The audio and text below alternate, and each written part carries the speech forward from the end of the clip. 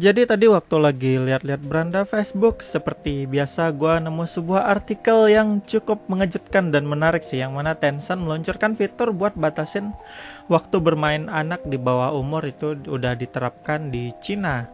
Cuman ada yang beda dari fitur ini, yang mana ini karena yang luncurin Tencent, jadi ini bukan fitur kacangan ya, maksudnya bukan fitur yang gampang dikibulin lah gitu. Jadi ini fitur yang memang mereka persiapkan dengan matang, yang mana akan membatasin waktu gaming para orang-orang yang masih di bawah umur ya. Jadi ini adalah mimpi buruk buat para bocah yang suka, yang gamers lah gitu bisa dibilang. Bocil-bocil gaming. Jadi setelah gua baca lebih lanjut, dia itu sebuah teknologi di mana nanti diterapkan pada smartphone gitu. Dia nerapinnya bukan di aplikasi yang harus kita download gitu, tapi dia langsung ke game-game. Ada 60 game saat ini, itu kerjasama antara pemerintah Cina dan Tencent. Jadi mereka kerjasama ya kan di dalam 60 game yang populer tersebut. Terutama pada tengah malam itu mereka akan mengadakan pengenalan wajah gitulah. Jadi misalnya wajahnya itu terdeteksi masih bocil atau masih bocah di bawah umur, maka kita akan dipaksa logout. Bayangin kita lagi main gitu, misalnya entah PUBG lah contohnya, terus tiba-tiba ada alarm gitu ya kan, dan mereka melakukan face recognition atau pengenalan wajah. Terus kalau ternyata wajah kita bocil gitu, kita langsung dipaksa logout dan berhenti main gamenya. Jadi kita dibatasin lah.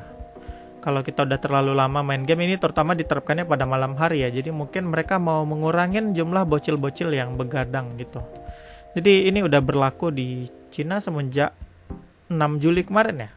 Nah, di sini yang menariknya, kalau misalnya kita nolak gitu, kita nggak mau nunjukin wajah kita nggak mau melakukan pengenalan wajah di smartphone tersebut di dalam gamenya, kita juga dipaksa logout. Jadi mau nggak mau harus kita patuhin gitu.